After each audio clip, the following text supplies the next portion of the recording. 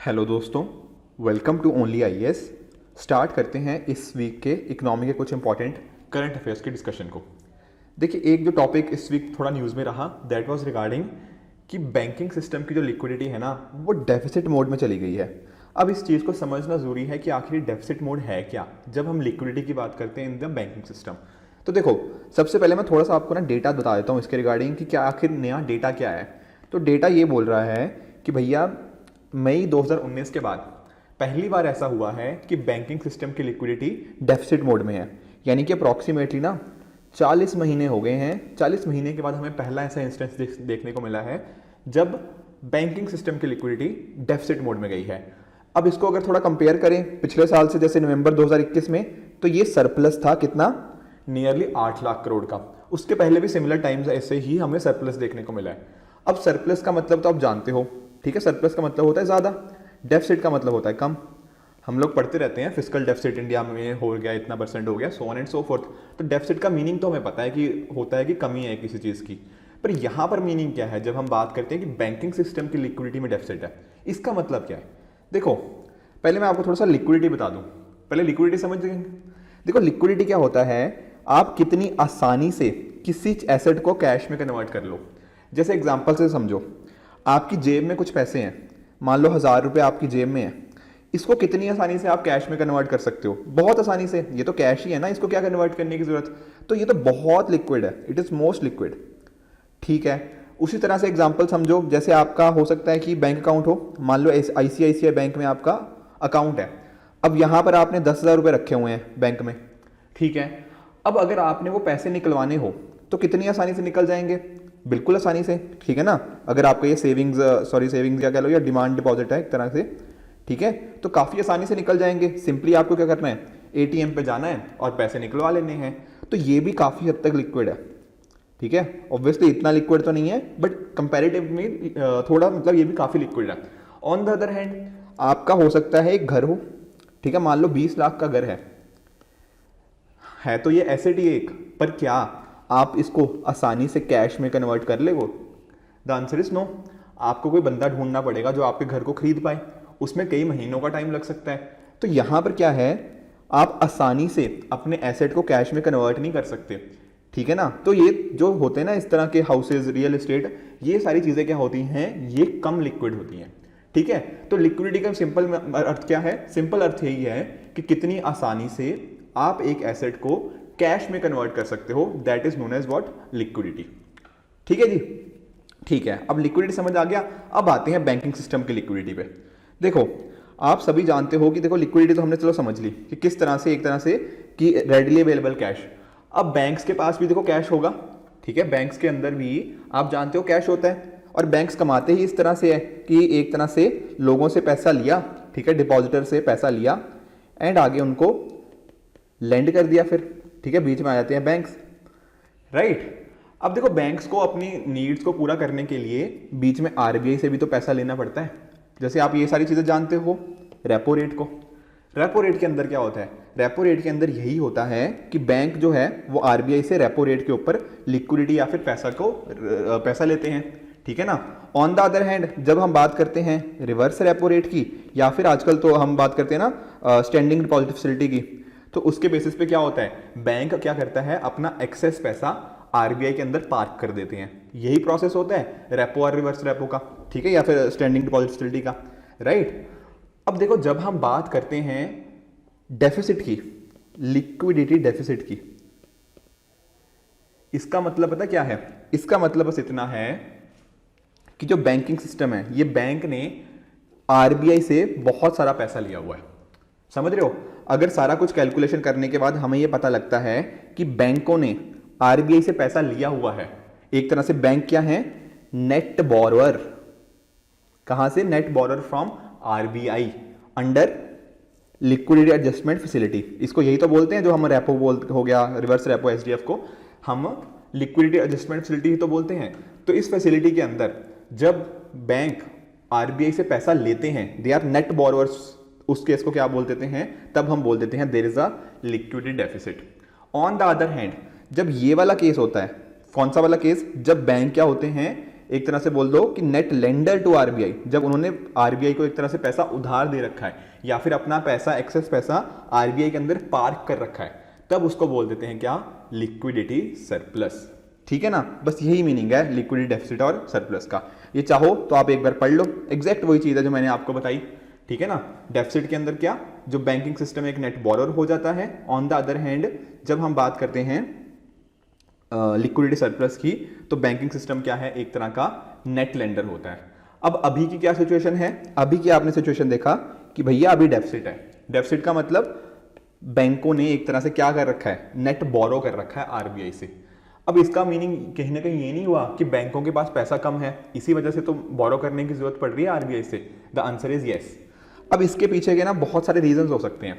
Reasons ये हो सकता है कि बैंकों ने हो सकता है फाइनल कस्टमर्स को लोन ज़्यादा दे दिए। अब लोन ज़्यादा दे दिए तो डेफिनेटली होगा क्या, बैंक के पास पैसा कम बचेगा, तो डेफिनेटली उनको क्या करना पड़ेगा, आरबीआई से पैसा बोरो करना पड़ेगा।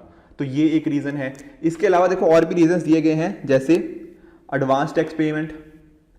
ठीक है, जो हमारे अलग अलग कॉर्पोरेट्स होते हैं उनको एडवांस टैक्स पेमेंट करनी पड़ती है, तो वो होने की वजह से भी ये चीज़ हमें देखने को मिली है कि ओवरऑल लिक्विडिटी जो है इस चीज़ में कम हो गई है बैंकिंग सिस्टम के अंदर एक तरह से, इस वजह से आरबीआई से पैसा लेना पड़ रहा है, राइट। एंड तीसरी चीज़ क्या है, एक होता है, देखो ना ये चीज़ यहाँ नहीं, एक तीसरी चीज़ क्या क्या रीज़न है, तीसरी चीज़ ये है कि आप जानते हो कि एक होता है डिपॉजिटर, एक होता है जिसको बैंक्स ने पैसा लेंड किया।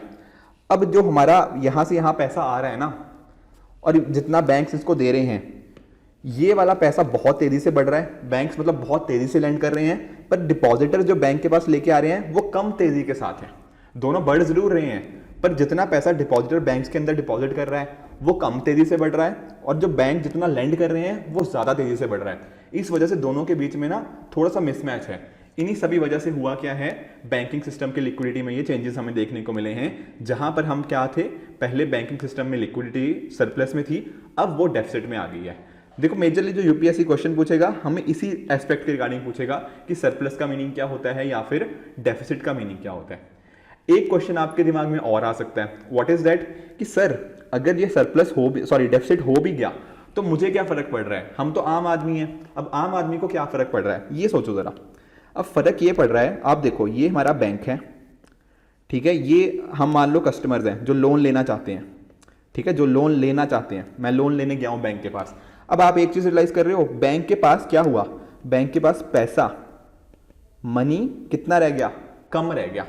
जब बैंकों के पास पैसा कम है और लोन लेने वाले ज्यादा हैं, तो बैंक क्या बोलेगा, बैंक बोलेगा भैया अब आपको ना ज्यादा इंटरेस्ट रेट लगेगा। क्यों, क्योंकि देखो यहां पे पैसे की शॉर्टेज है एक तरह से, पर लोन लेने वाले बहुत है, ठीक है ना, तो डिमांड सप्लाई एक तरह से मिसमैच हुई। जैसे ये चीज हुई, क्या हुआ, डिमांड ज्यादा है सप्लाई कम है, तो क्या होगा, इंटरेस्ट रेट बढ़ेंगे डेफिनेटली। यही एग्जैक्ट क्वेश्चन एक बार यूपीएससी का प्रीवियस ईयर क्वेश्चन था, ठीक है ना। तो इस तरह से छोटे छोटे कॉन्सेप्ट्स पे यूपीएससी बहुत बार क्वेश्चन पूछता रहता है। पॉइंट समझ आया कि जब बैंकिंग सिस्टम में डेफिसिट, बैंकिंग सिस्टम लिक्विडिटी में एक तरह का डेफिसिट देखने को मिलता है, तो डेफिनेटली क्या हो सकता है, ये सारे हमें इंटरेस्ट रेट के जो लैंडिंग रेट्स हैं वो हमें बढ़ने को देखने को मिल सकते हैं। तो इस तरह से हमारे लिए इंपॉर्टेंट, बट यूपीएससी के लिए क्या है, मेजरली यही समझना कि डेफिसिट मीनिंग क्या था यहाँ पे और सरप्लस का मीनिंग क्या था, ठीक है। और इसकी देखो अगर मैं थोड़ा सा बात करूँ इसकी यूटिलिटी की, इस टॉपिक की, तो ये ज़्यादातर प्रीलिम्स ओरिएंटेड ज़्यादा टॉपिक है, ठीक है। मेंस में इससे रिगार्डिंग क्वेश्चन बनने की पॉसिबिलिटी थोड़ी सी कम रहती है, ठीक है। तो आई होप ये चीज़ आपको समझ आ गई होगी।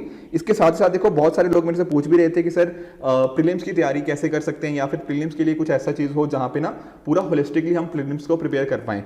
देखो उसी वजह से हमारी टीम ने ना एक कोर्स लेके आए हुए हैं, that is known as CPSB। अब ये क्या है, this is comprehensive prelims special batch. यहाँ पर आपका प्रीलिम्स का ओरिएंटेड सारी चीज़ें कवर हो जाएंगी, जैसे आपके वीडियो लेक्चर्स हो गए, एंड उन वीडियो लेक्चर्स पे आपको प्रॉपर टेस्ट मिल जाएंगे, सब्जेक्ट वाइज मिल जाएंगे, ताकि आप अपनी प्रिपरेशन को चेक कर पाओ। CSET क्लासेज हैं, एंड साथ ही साथ और भी बाकी सारी चीज़ें, करंट अफेयर्स वगैरह इसके अंदर इंक्लूडेड हैं। उसी तरह से कुछ ऐसे स्टूडेंट्स भी होते हैं जिनका प्रीलिम्स को अच्छा होता है, बट थोड़े मेंस में दिक्कत आती है, और साथ ही साथ कुछ और सब्जेक्ट्स भी, जैसे आप जानते हो इंटरनल सिक्योरिटी हो गया, सोसाइटी हो गया, उसको समझने में थोड़ा परेशानी होती है, ठीक है। तो मेंस को कैसे टैकल करना है, वो सारी की सारी चीज़ें यहाँ पर आपको कॉम्प्रिहेंसिव सॉल्यूशंस टू मेंस में कवर कर दी गई हैं, ठीक है। इनकेस आप ज्वाइन करना चाहते हो तो इस पर्टिकुलर video.onlyis.in पे जा सकते हो एंड इस कोर्सेज को ज्वाइन कर सकते हो। कुछ ऐसे स्टूडेंट्स भी हैं जिनको एक तरह का कॉम्प्रिहेंसिव बैच चाहिए जिससे प्रीलिम्स, मेंस, इंटरव्यू सारी चीज़ें कवर हो जाएं, तो वो आपको प्रारंभ बैच के अंदर मिल जाएंगी, जहां पर आपको सारी की सारी चीज़ें यहाँ पे प्रोवाइडेड हैं। एंड साथ ही साथ हमारा मार्क्स इंप्रूवमेंट प्रोग्राम भी है, जहां पर आप प्रीलिम्स और मेंस के दोनों टेस्ट दे सकते हो एंड अपनी तैयारी को उस हिसाब से बेहतर बना सकते हो। ठीक है, तो आप डेफिनेटली इन कोर्सेज को भी चेक कर सकते हो अगर आप इस चीज़ में इनरोल होना चाहते हो। राइट, देखो एक मुद्दा और था, ठीक है, इसी लास्ट वीक की में ही डिस्कशन में था। ऑल्दो देखो इसकी यूटिलिटी एक्चुअल में अगर बात करूं यूपीएससी के पर्सपेक्टिव से तो थोड़ी सी कम है, यहाँ से पॉसिबिलिटी बहुत कम बनती है। अगर हो सकता है क्वेश्चन तो सेबी के रिगार्डिंग यहाँ से पूछा जा सकता है, बट आप में से काफ़ी स्टूडेंट्स का मुझे मैसेज आया था कि सर ये वाला आर्टिकल ना आपको समझ नहीं आया, तो आप लोगों ने ही मुझे एक्चुअली 4-5 लोगों के मुझे मैसेज आए थे, तो मैंने सोचा कि मैं इसको टेकअप कर लेता हूँ ताकि आप लोगों को ये चीज़ थोड़ी समझ आ जाए।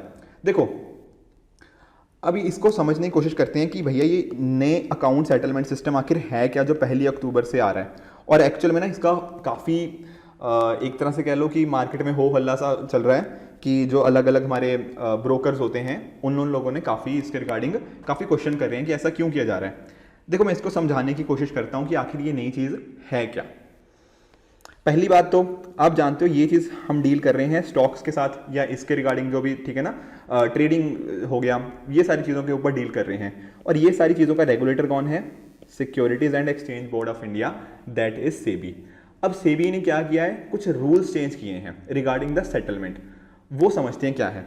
देखो पहली बात आप ये चीज़ समझो, जैसे फॉर एग्जाम्पल एक होता है आपका बैंक अकाउंट, जैसे मान लो मेरा अकाउंट है आईसीआईसीआई बैंक के साथ, ठीक है ना, तो यहां पर तो मेरा एक बैंक अकाउंट है और हो सकता है मेरे अकाउंट में हो 1 लाख रुपए, ठीक है जी।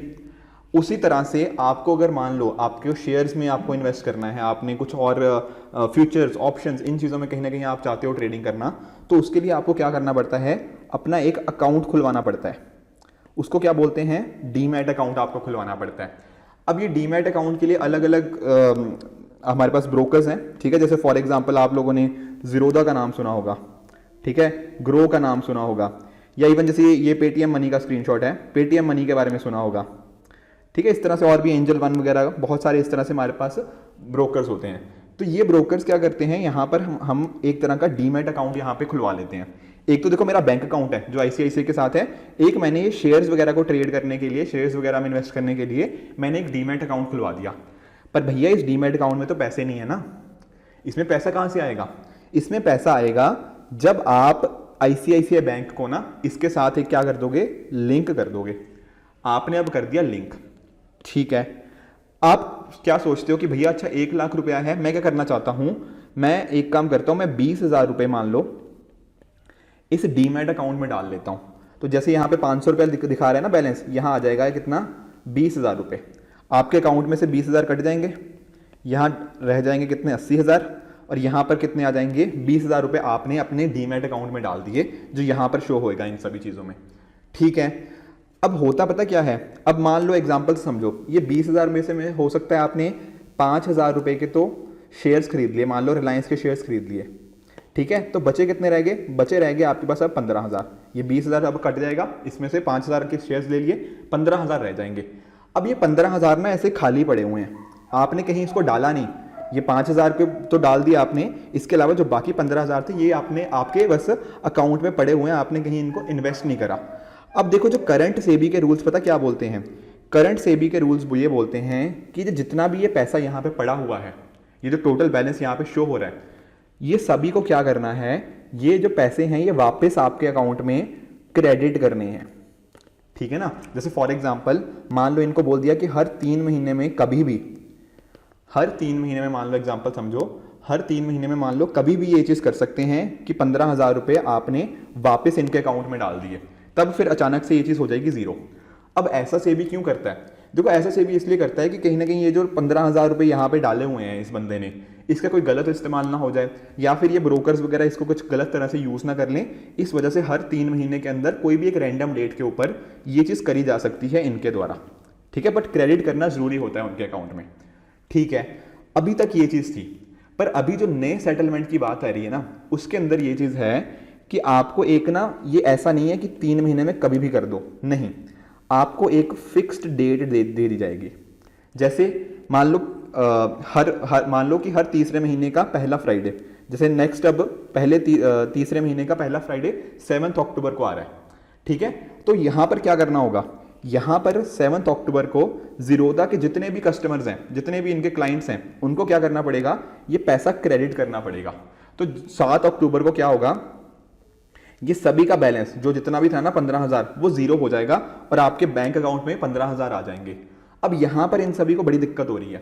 दिक्कत इसलिए हो रही है, ये लोग सोच रहे हैं कि अचानक से 7 अक्टूबर को क्या होगा, जितना भी इनका वर्किंग कैपिटल के लिए रिक्वायरमेंट्स थी वो शायद हो सकता है मीट ना हो, ठीक है। अचानक से एक ही दिन इतना सारा इनको करना पड़ रहा है। अभी क्या कर रहे थे, अभी हो सकता है 10 लोगों का एक दिन कर दिया, 10 लोगों का अगले दिन कर दिया, 10 लोगों का परसों कर दिया, इस तरह से सेटलमेंट चल रहा था। पर यहाँ पे सेबी की नई गाइडलाइंस के हिसाब से क्या होगा, सारे के सारे जितने कस्टमर्स हैं उनका सेम डे के ऊपर करना होगा, that is first Friday of quarter. एक दूसरा ऑप्शन भी है, दूसरा ऑप्शन ये है कि हर महीने फ्राइडे को हो, हर महीने के पहले फ्राइडे को हो, वो भी दूसरा ऑप्शन है मंथली सेटलमेंट प्रोसेस के अंदर। तो इस वजह से ये सारे जो मार्केट पार्टिसिपेंट्स हैं ना, ये कंसर्न हो गए हैं। इनको लग रहा है कि यार अब पता नहीं कैसे काम चलेगा, हम अचानक से सेम डे कैसे सभी को सेटलमेंट कर पाएंगे उन चीज़ों की। उसके साथ ही साथ इनको ये भी डर है कि इसके अगला डेट जो आएगा, मान लो फ्राइडे को हुआ ना ये चीज़, फिर अगला दिन क्या हुआ, अगला दिन हुआ मंडे। एक्चुअली सैटरडे संडे को मार्केट बंद रहती है, तो मंडे जैसे मान लो 10 अक्टूबर को, 10 अक्टूबर को क्या होगा, इन सभी के खातों में 0 रुपये होंगे। तो इनको डर है कि लोग अब शायद हो सकता है पैसे ही ना ऐड करें, तो उस वजह से इनको काफ़ी नुकसान हो सकता है। तो ये चीज़ें इनको लग रही हैं कि ब्रोकर्स को कि ये हमें काफ़ी नेगेटिवली इम्पैक्ट कर सकता है, ये जो सेबी का नया सिस्टम है, ठीक है। मैं फिर से बता रहा हूँ, अगर नहीं समझ आ रहा कोई बात नहीं, ये उतना यूपीएससी के लिए रेलेवेंट नहीं है, इससे रिगार्डिंग क्वेश्चन बनने की पॉसिबिलिटी थोड़ी सी कम ही है, ठीक है। बट क्योंकि काफ़ी सारे स्टूडेंट्स आप में से डिमांड कर रहे थे, मैंने इसलिए इसको टेकअप किया, राइट। तो ये था नया सेटलमेंट सिस्टम। इसमें सेबी का भी अपना कहना है। सेबी क्या बोल रहा है, सेबी बोल रहा है कि हम क्या चाहते हैं, इन्वेस्टर्स को प्रोटेक्ट करना। इन्वेस्टर्स को क्यों प्रोटेक्ट करना, कि भैया ये जो मनी, ये जो 15,000 रुपये खाली पड़े हुए हैं आपके अकाउंट में, ये लंबे टाइम तक खाली ना रहें और इसका ये जो हमारे ब्रोकर्स हैं ये मिसयूज ना कर जाएं कुछ तरह से। तो इस वजह से हम क्या देना चाहते हैं, एक तरह से की सर्टेनिटी, एक तरह की अश्योरेंस देना चाहते हैं इन सभी इन्वेस्टर्स को, इन सभी ट्रेडिंग मेंबर्स को। उस वजह से इस चीज़ को लिया जा रहा है। उसके साथ ही साथ एक दूसरा रीज़न ये भी है इस चीज़ का कि हो सकता है एक बंदे के 3-4 अकाउंट हो, समझ रहे हो। जैसे किसी ने ज़ीरोधा में भी खुलवा लिया, किसी ने पेटीएम मनी में भी खुला दिया, एंजल वन में भी खुलवा दिया, ठीक है, सभी जगह खुलवा रखा है मान लो। तो कई बार ना हमें पता नहीं लगता, हमने इसमें भी कुछ पैसा डाल रखा है, कुछ पैसा इसमें भी, कुछ पैसा यहाँ पर भी। अगर सब जगह से सेम सेटलमेंट डेट होगी, उसका फ़ायदा क्या होगा, उसका फ़ायदा ये होगा कि हम फंड्स को आसानी से ट्रैक कर पाएंगे कि 7 अक्टूबर को हो सकता है अचानक से पैसा आए, मान लो 10,000 यहाँ से आया, 5,000 यहाँ से आया, 3,000 यहाँ से आया, तो हमें पता लग जाएगा जब हमारे बैंक अकाउंट का बैलेंस अपडेट हो जाएगा तो हमें पता लग जाएगा कि हमारे पास एक्चुअल में पैसा है कितना, ठीक है। तो डेफिनेटली देखो सेबी के अपने हमारे फायदे के लिए ये चीज़ लेके आ रही है, but on the other hand जो हमारे ब्रोकर्स हैं या जो फिर मार्केट पार्टिसिपेंट्स हैं उनके कुछ अपने कंसर्न्स हैं, तो उस वजह से ये थोड़ा विवाद चल रहा है। बट ओवरऑल सेबी का आई बिलीव कि काफ़ी अच्छा स्टेप है, कंसिडरिंग कि इन्वेस्टर प्रोटेक्शन इससे काफ़ी अच्छे से और बेहतर हो पाएगी, ठीक है। तो ये था regarding the new account settlement system which are getting change from October 1। अब 4-5 दिन में ये होने वाला है और पहला फ्राइडे जो है वो 7 अक्टूबर का आ रहा है, तो काफ़ी उस वजह से थोड़ा ना ये आजकल काफ़ी न्यूज़ चर्चा में चल रही है। पॉइंट समझ आया, ठीक है। उसी तरह से देखो एक आधी और न्यूज़ थी, जैसे मैं आपके साथ देखो बहुत बार इन्फ्लेशन के बारे में चर्चा कर चुका हूँ, ठीक है। तो बॉल बाय बॉल चीज़ को फॉलो करना कोई पॉइंट नहीं है, बट आप जानते हो कि फेड वगैरह ने काफ़ी लास्ट वीक ही रेट हाइक किया है, तो उसके वजह से काफ़ी एक इम्पैक्ट आया है। तो ये सारी चीज़ें आप डेफिनेटली अब तक समझ चुके हो कि क्योंकि पिछले वीक्स के अंदर भी हमने बहुत इसके रिगार्डिंग काफ़ी बार डिस्कशन कर रखी है। उसके साथ ही साथ आप ये भी देख रहे हो कि ये सारी चीज़ें काफ़ी नेगेटिवली इम्पैक्ट कर रही है। डॉलर कंसिस्टेंटली काफ़ी स्ट्रांग होता जा रहा है एंड अभी करंटली $1 अप्रॉक्सीमेटली 81 रुपीज़ के आसपास है। और देखो पॉसिबिलिटी तो लोग ये भी बोल रहे हैं कि it could go to 83-84 as well. Depend करता है कि आरबीआई कितनी इंटरवेंशन करती है इस चीज़ में। मैं आपके लिए एक्चुअली 1-2 क्वेश्चंस भी लेके आया हूँ, मुझे थोड़ा आइडिया लग जाएगा कि ये सारी चीज़ें आपको कितनी क्लैरिटी है। अगर मुझे लगेगा कि आप ठीक है ना, अगर आप मुझे बता भी सकते हो कि आपकी क्लैरिटी कितनी है, ताकि फिर उस बेसिस पे हम इनमें से एक आधा आर्टिकल कोई नेक्स्ट वीक में डिस्कशन कर लेंगे। तो 2 क्वेश्चन जो दिए हैं तो मेक श्योर कि आप उनको अटेम्प्ट करो ताकि थोड़ा पता लगे कि आप इस चीज़ को कितना अच्छे से जानते हो, राइट। अब देखो लास्ट वीक मैंने आपको क्वेश्चन दिया था ये, ठीक है, एक और क्वेश्चन भी दिया था, बट मैंने ये क्वेश्चन दिया था और मैंने नोटिस करी कि देखो लगभग 50%, एग्जैक्ट तो मैंने काउंट नहीं किया, बट 50% लोगों ने इसका आंसर ठीक दिया, पर बाकी 50% ने इसका गलत दिया। मेरे पास सारे आंसर्स थे कमेंट सेक्शन के अंदर, ए बी सी डी, तो क्लियरली शोज कि काफ़ी लोगों का कॉन्सेप्ट इसमें काफ़ी वीक है। तो थोड़ा सा इसको ना समझने की एक बार कोशिश कर लेते हैं, क्योंकि बहुत सारे लोगों का गलत आंसर था, तो थोड़ा सा इसको थोड़ा डिटेल में समझ लेते हैं। देखो समझने की कोशिश करो, क्वेश्चन क्या कह रहा है, अदर थिंग्स रिमेनिंग अनचेंज्ड, कि बाकी सारी चीज़ें वैसे की वैसी, market demand for a good might increase, ठीक है, अगर क्या होता है। ओके, पहला स्टेटमेंट पढ़ो, price of a substitute increases. अब आप में से हो सकता है कुछ लोगों को सब्स्टिट्यूट का मतलब ही ना पता हो, ठीक है, पर भैया इंग्लिश तो आती है, ठीक है, थोड़ी सी बेसिक इंग्लिश तो आती है। इंग्लिश में सब्स्टिट्यूट का मीनिंग क्या होता है? आप लोग आजकल देखो क्रिकेट भी चल रहा है, इंडिया ऑस्ट्रेलिया का क्रिकेट मैच भी था, ठीक है, तो उसमें भी कई बार आपने सुना होगा कि सब्स्टिट्यूट आ रहे हैं। तो होता क्या है, सब्स्टिट्यूट मतलब एक की जगह दूसरा आ गया। मान लो कि ना जैसे सोचो कि विराट कोहली इंजर्ड हो गए, तो उनकी जगह फील्डिंग करने रोहित शर्मा आ गए, एग्जाम्पल, ठीक है। तो सब्स्टिट्यूट का मतलब क्या होता है कि एक को कोई दूसरा एक तरह से उसका रिप्लेस कर दे। यही होता है कि उस एक चीज़ थी, उसको किसी ने और सब्स्टिट्यूट कर दिया। बिल्कुल उसी तरह से यहाँ पे जैसे सोचो, जैसे आपके पास है एक चाय का ऑप्शन, एक है कॉफ़ी का ऑप्शन। अगर आप चाय पीते हो तो आप कॉफ़ी नहीं पियोगे, अगर आप कॉफ़ी पीते हो तो आप चाय नहीं पियोगे। तो ये दोनों क्या हैं, एक दूसरे को सब्स्टिट्यूट है ना, समझ रहे हो? तो इसका मतलब होता है सब्स्टिट्यूट। उसी तरह से एक वर्ड होता है कॉम्प्लीमेंट। अब कॉम्प्लीमेंट का मीनिंग क्या होता है? कॉम्प्लीमेंट आप सुनते होंगे ना कि आपने मान लो कि आपने कोई शूज़ पहने, तो आप बोलते हो कि यार अच्छा इस पर्टिकुलर ड्रेस के साथ ये शूज़ काफ़ी कॉम्प्लीमेंट कर रहे हैं, ठीक है। तो कॉम्प्लीमेंट का मतलब क्या है कि एक के साथ जब आप दूसरे को इंक्लूड कर लेते हो तो काफ़ी वो अच्छा लगता है। जैसे आप कुछ भी एग्जांपल ले लो, जैसे चाय और बिस्किट है, चाय आप बिस्किट के साथ खाते हो तो अच्छा लगता है डेफिनेटली, उसके साथ ब्रेड जैम हो गया, इनका कॉम्बिनेशन बहुत सही है ना, ब्रेड जैम का हो गया। या फिर आप थोड़ा और अगर देसी भाषा में थोड़ा सोचना चाहो, जैसे छोले भटूरे हो गया, ठीक है। तो इस तरह के कुछ ना कुछ कॉम्बिनेशन होते हैं जिसको जो क्या करते हैं, एक दूसरे को कॉम्प्लीमेंट करते हैं। तो पहली बात तो आई होप आप सब्स्टिट्यूट और कॉम्प्लीमेंट का मतलब अब नहीं भूलोगे कभी, राइट। अब समझते हैं, अब क्वेश्चन की तरफ चलते हैं कि आखिर इनसे कहना क्या चाह रहा है वो। पहला देखो, अगर सब्स्टिट्यूट का प्राइस बढ़ जाए, जैसे मान लो चाय और कॉफ़ी, ठीक है, टी और कॉफ़ी, सोचो। अब हम देखो इसमें एक गुड की बात कर रही है, तो मान लेते हैं हम चाय की बात कर रहे हैं। अब यहाँ पर वो क्या बोल रहा है, अगर सब्स्टिट्यूट का प्राइस बढ़ जाए, सब्स्टिट्यूट क्या है, कॉफ़ी। अगर सोचो कॉफ़ी का प्राइस बढ़ गया, कॉफ़ी का प्राइस बढ़ जाएगा, तो होगा क्या, लोग क्या करेंगे, कम कॉफ़ी की डिमांड करेंगे, ठीक है ना। आप ऐसे ही करोगे ना कि कॉफ़ी यार अब तो बहुत महंगी होगी, अब नहीं मैं कॉफ़ी पी पाऊंगा, तो अब आप क्या करोगे, अब आप चाय पर शिफ्ट हो जाओगे, ठीक है ना। आपने देखा कि क्या हुआ, कॉफ़ी का दाम बढ़ गए, कॉफ़ी महंगी होगी, तो आप सोचोगे कि नहीं यार कॉफ़ी क्यों पीनी है, अब तो मैं चाय ही पी लेता हूँ। तो डेफिनेटली जब कॉफ़ी का दाम बढ़ता है ना, तो डिमांड बढ़ जाती है किसकी, चाय की। इसी का यही तो कह रहा है कि market demand for good increases if price of substitute increases. Definitely जैसे कॉफ़ी का प्राइस बढ़ा, कॉफ़ी की डिमांड कम हुई, कॉफ़ी की डिमांड को किसने कंप्लीट कर दिया, चाय की डिमांड से, ठीक है। चाय की डिमांड ने रिप्लेस कर दिया उसको, जो कॉफ़ी की डिमांड कम हुई थी। तो स्टेटमेंट 1 तो बिल्कुल ठीक है, ठीक है जी।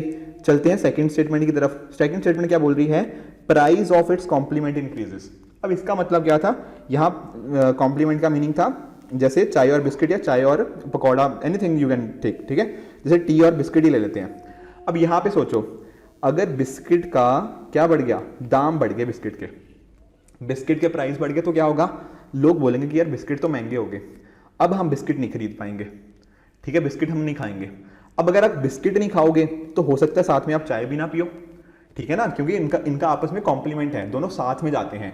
जब आप ठीक है, या फिर आप ऐसे सोचो, अगर बिस्कुट से नहीं सोच सकते, आप ऐसे सोचो, जैसे चाय का सोच लो, जैसे चाय है, चाय के मान लो प्राइजेस बढ़ गए, चाय के प्राइजेस बढ़ गए, क्या होगा, चाय की डिमांड क्या हो जाएगी, कम हो जाएगी। अब चाय की डिमांड कम हुई तो भाई बताओ बिस्किट की डिमांड क्या होगी, बिस्किट की भी डिमांड भी तो कम ही रहेगी ना, क्योंकि चाय और बिस्किट साथ साथ जाते हैं। जब आप चाय खरीदते हो कई बार आप साथ में बोल देते हो ना कि भैया बिस्किट भी दे दो, तो वो क्या थे, कॉम्प्लीमेंट। इस वजह से जब चाय के प्राइसेस बढ़े, उससे चाय की डिमांड कम हुई एंड साथ ही साथ बिस्किट की डिमांड भी कम हो गई। तो यहां पर क्या बोल रहा था, market demand increase if complement का price increase, no, market demand कम होती है। तो स्टेटमेंट 2 गलत है, ये उल्टा है, ठीक है, ये भी समझ आ गया। चलते हैं स्टेटमेंट 3 की तरफ। स्टेटमेंट 3 क्या बोल रहा है? स्टेटमेंट 3 हमें बोल रहा है the good is an inferior good and income of the consumer increases. Inferior good का मीनिंग क्या होता है? देखो, एक होती है नॉर्मल गुड, ठीक है। गुड्स तो देखो वैसे कई टाइप की हो सकती हैं, वो हम अभी डिस्कस नहीं करेंगे, बट इनमें थोड़ा फर्क समझो इंफीरियर और नॉर्मल के अंदर। नॉर्मल केस में क्या होता है, आप एक चीज़ रियलाइज़ करो, मान लो कि आपकी ना, जैसे फॉर एग्जांपल आप सोचो कि आपकी कुछ इनकम है, आप आज 10,000 रुपये कमाते हो, ठीक है। अगर आपकी इनकम मैं बोल दूं कल को मान लो हो जाए 15,000 रुपये, तो आप क्या करोगे? तो आप जनरली यही करोगे ना कि जो आप चीज़ें खरीदते थे उनके कॉरस्पॉन्डिंग आप अब ज़्यादा चीज़ें खरीद पाओगे, डेफिनेटली, ठीक है। अगर मान लो आप कुछ खरीद रहे थे, मान लो कुछ एक केजी आटा खरीद रहे थे, या जो भी 1 केजी कुछ खरीद रहे थे, अब आपकी इनकम बढ़ गई है तो आप 1.5 केजी उसको खरीद सकते हो, ठीक है। या फिर आप ऐसा सोचो कि आपकी इनकम बढ़ गई है तो उससे आप क्या करोगे? हो सकता था पहले आप आइसक्रीम नहीं खाते थे, अब आप आइसक्रीम खाने लग जाओ, राइट। मैं बहुत बेसिक एग्जांपल दे रहा हूं ताकि आपको अच्छे से समझ आए, पर ये होता है नॉर्मल गुड्स के केस में। ऑन द अदर हैंड जो चीज़ होती है इंफीरियर गुड, वहां पर क्या होता है? वहां पर होता है कि आप उस चीज़ को कम कंज्यूम करने लग जाते हो।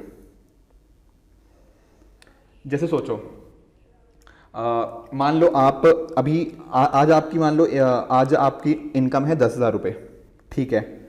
और आज आपको मान लो हो सकता है चंडीगढ़ से दिल्ली जाना है, एक सेकेंड, चंडीगढ़ से आपको दिल्ली जाना है, तो चंडीगढ़ से दिल्ली हो सकता है आप बस में जाओ, क्यों? क्योंकि आपकी इनकम कम है आज। पर कल को मान लो आपकी इनकम बढ़ गई, तो आप क्या करोगे? आप बस की जगह आप कहाँ कैसे जाओगे? आप शायद कार में चले जाओगे, डेफिनेटली। तो ये एक बस क्या हुई, या फिर जो पब्लिक ट्रैवल क्या हुआ, एक तरह से आप उसको इंफीरियर गुड की कैटेगरी में डाल सकते हो कि आप क्या करते हो, जब आपकी इनकम बढ़ती है ना, तो आप उसकी क्या करते हो? कंजम्पशन कम कर देते हो। कंजम्पशन कम होने का मतलब उसकी डिमांड कम होना। समझ आया पॉइंट? तो यहां पर क्या बोला था कि market demand increases if it is an inferior good, income increases. The answer is no, market demand उसकी कम होती है। अगर वो खराब चीज है ना, तो खराब चीज के लिए क्या होता है, अगर आपकी इनकम बढ़ती है तो आप उसको कम कंज्यूम करते हो, राइट। तो तीसरी स्टेटमेंट भी गलत है। तो ठीक कौन सी थी? पहली ठीक थी, दूसरी गलत थी, ठीक है। तो दूसरी गलत थी और तीसरी भी गलत थी, तो आंसर तो वैसे ही आ गया। फोर्थ तो चेक करने की जरूरत नहीं, बट फिर भी कर लेते हैं ताकि समझ आ जाए। फोर्थ स्टेटमेंट क्या बोल रही है? अगर उसका दाम कम होता है, अगर उसका प्राइस गिर गया, तो डेफिनेटली अभी तो देखा, अगर कॉफी का मान लो प्राइस पहले 10 रुपये था, अब कॉफी 5 रुपये की होगी, तो डेफिनेटली दाम कम हो गया ना, तो उसकी डिमांड बढ़ जाएगी। तो स्टेटमेंट 4 भी ठीक है। आंसर क्या बना आपका? आंसर बना option number A, 1 and 4 only, right है जी। आई होप अब ये चीज समझ आ गई होगी। बिल्कुल बेसिक एग्जांपल दिए हैं मैंने, और ऐसे एग्जांपल्स दिए हैं जिनको आप स्ट्रांगली रिलेट भी कर सकते हो, चाहे कॉफी इस टाइप के, ताकि आपको समझ आ जाए कि सब्स्टिट्यूट क्या होता है, कॉम्प्लीमेंट क्या होता है, इंफीरियर गुड क्या होता है, ठीक है। चलते हैं अगले क्वेश्चन की तरफ। देखो यहाँ पर भी बहुत सारे लोगों ने गड़बड़ करी है, ठीक है। यहाँ पर भी मुझे अलग अलग आंसर्स मिले हैं कुछ कुछ, ठीक है। तो देखो ट्रिम्स क्या होता है? ट्रिम्स है trade related investment measures, right. अब देखो WTO का काम क्या होता है, वर्ल्ड ट्रेड ऑर्गेनाइजेशन का, उसका काम होता है कि एक तरह से हम ट्रेडिंग के रूल्स को थोड़ा सिंप्लीफाई कर पाएं, आपस में कंट्रीज अच्छे से ट्रेड कर पाएं। अब होता क्या है कि देखो यहाँ पर कई कंट्रीज ऐसा कर सकती हैं कि कुछ ना रिस्ट्रिक्शंस लगा सकती हैं। किस तरह की रिस्ट्रिक्शंस? कि ऐसी रिस्ट्रिक्शंस लगा दी कि बाहर की मार्केट का बना हुआ सामान उनकी मार्केट में उतने ज़्यादा तरीके से ना यूज़ हो पाए। जैसे एग्जांपल समझो, अगर आपने बोल दिया कि अच्छा आप लोगों को, जैसे मान लो कोई कंट्री है, इसने बोला कि अच्छा यहाँ पे ना ये XYZ प्रोडक्ट बनना है, इसके लिए कुछ रॉ मटेरियल चाहिए। अब ये जो रॉ मटेरियल होगा ना, ये ऐसा रिस्ट्रिक्शन लगा दे कि इस रॉ मटेरियल में से 50% जो रॉ मटेरियल्स हैं वो इसी कंट्री के होने चाहिए। समझ रहे हो? तो यहाँ पर क्या हुआ, यहाँ पर जो इंटरनेशनल फर्म्स हैं उनको कंपीट नहीं करने दिया जा रहा ना, जो बाहर के जो दूसरे प्रोडक्ट्स हैं उनको एक तरह से रिस्ट्रिक्ट किया जा रहा है, उनको बैन किया जा रहा है एक तरह से। तो ये चीज़ों को रोकता है ट्रेड रिलेटेड इन्वेस्टमेंट मेजर्स, ये चीज़, ठीक है। और ध्यान देने वाली बात ये है, जो सबसे इंपॉर्टेंट चीज़ है, दैट इज कि जो ट्रिम्स है वो सिर्फ और सिर्फ गुड्स के लिए एप्लीकेबल है, ठीक है। सबसे इंपॉर्टेंट चीज़ यही है इसकी, कि जो ट्रिम्स है ना वो सिर्फ और सिर्फ गुड्स के लिए एप्लीकेबल है, इसका सर्विसेज के साथ लेना देना नहीं है, ठीक है।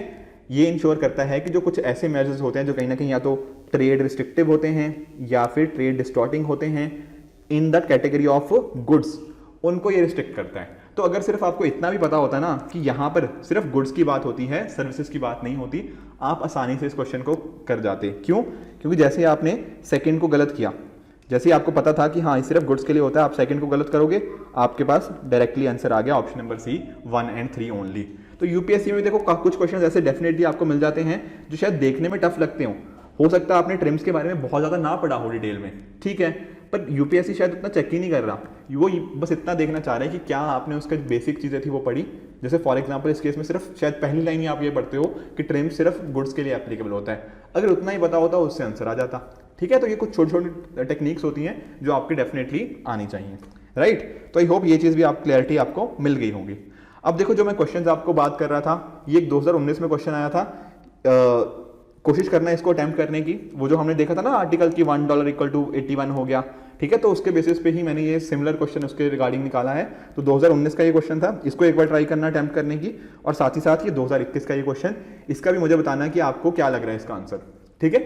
फिर देखो आपकी डिपेंड करता है कि आप लोगों का कैसा रिस्पॉन्स आता है। जैसे फॉर एग्जाम्पल ना इन दोनों क्वेश्चन के रिगार्डिंग आपका रिस्पॉन्स ज़्यादा अच्छा नहीं था, कंसिडरिंग कि काफ़ी लोगों ने मुझे गलत आंसर्स दिए इसके रिगार्डिंग, तो काफ़ी डिटेल में हमने इनको समझने की कोशिश करी।